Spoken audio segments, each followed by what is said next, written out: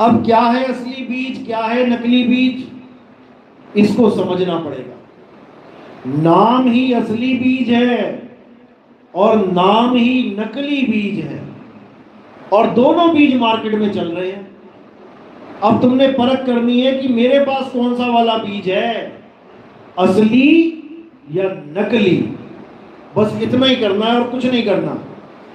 देखने में दोनों बीज असली लगेंगे, लेकिन नकली बीज कभी अंकुरित नहीं होगा। इसी प्रकार नाम, संतों के द्वारा दिया गया नाम और असंतों के द्वारा दिया गया नाम, असंती बोलेंगे उनको जब उनको भेद ही नहीं पता उस चीज का। यानी एक तो वो नाम जिसको बोला आद सच जुगाद सच, है भी सच नानक होसी भी सच। एक तो वो नाम है जिसको सतनाम कहते हैं, और एक ये नाम जो इंसान के द्वारा बनाया गया है। हिंदी के नाम, पंजाबी के नाम, उर्दू के नाम, फारसी के नाम, एक ये नाम है। तो असली वाला कौन सा है? जो आद सच जुगाद सच, है भी सच नानक होसी भी सच, ये वाला असली नाम है। और नकली नाम क्या है? ये जितने भी बोले जाने वाले, लिखे जाने वाले, पढ़े जाने वाले नाम हैं, ये सब नकली नाम हैं। इसी को गुरु ग्रंथ साहब में कृत्रिम यानी नकली बोला गया।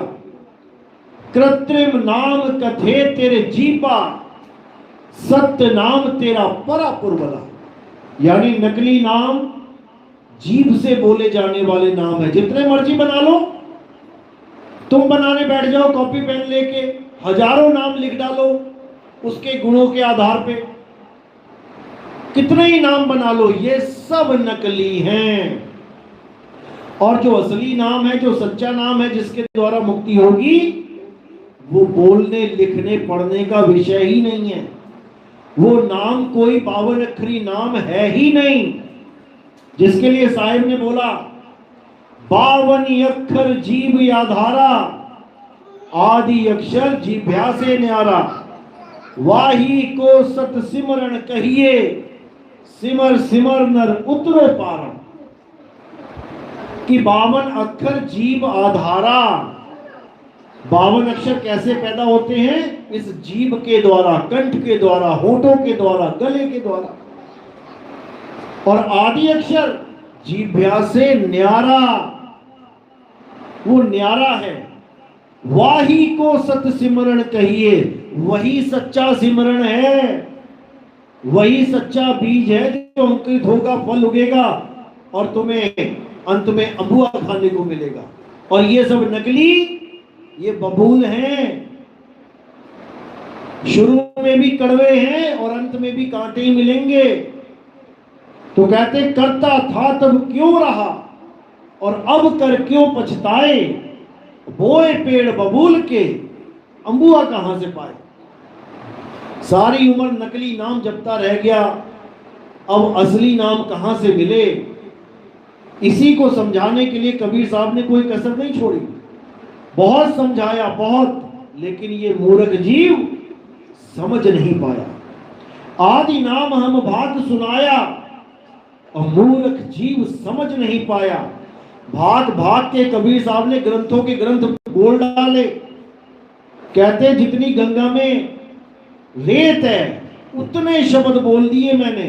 सोच लो अब कितनी बड़ी गंगा है, कितने रेत है उसमें, इतने शब्द बोल दिए इस जीव को समझाने के लिए, लेकिन ये समझ ही नहीं पा रहा है। घूम फिर के फिर उसी अज्ञान में उलझ जा रहा है, विश्वास ही नहीं बन पा रहा उसका आत्मदेव पे। मंत्रों पे विश्वास करके बैठा है कि मंत्र जपूंगा तो मेरी मुक्ति होगी। इतना बड़ा काल का जाल है जिसमें ये जीव फंसा पड़ा है। अब निकलने का एक ही रास्ता है, वो है प्रतीत विश्वास। कहे कबीर सुनो भाई साधो, मैं तो हूं विश्वास में। और विश्वास भी कोई अंधविश्वास नहीं कि मेरे पिताजी ने वहां फलाने गुरुजी से नाम लिया है, चलो मैं भी ले लेता हूं, यह अंधविश्वास है। क्या पता पिताजी ने विवेक लगाया ही नहीं, क्या पता पिताजी अधूरे गुरु की शरण में बैठ गए। लेकिन तुम्हें परमात्मा ने बुद्धि विवेक दिया है, क्यों दिया है? अगर किसी के पीछे चलना था तो तुम्हें अकल क्यों दी मालिक ने? चले जाते किसी के भी पीछे।